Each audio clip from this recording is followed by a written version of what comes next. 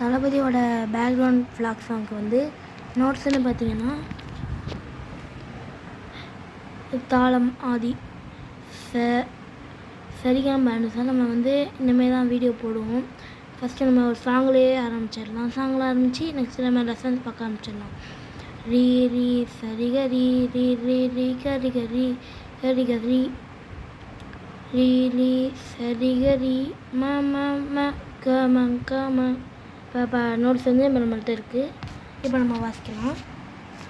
ரீ வந்து நம்ம செகண்ட் விரலில் தான் வந்து வாசிக்கணும், ஆள்காட்டி விரலில். ச வந்து நம்ம கட்டை விரலையும், க வந்து நடு விரலையும், ம வந்து ரிங் ஃபிங்கரையும் நம்ம வாசிக்கணும்.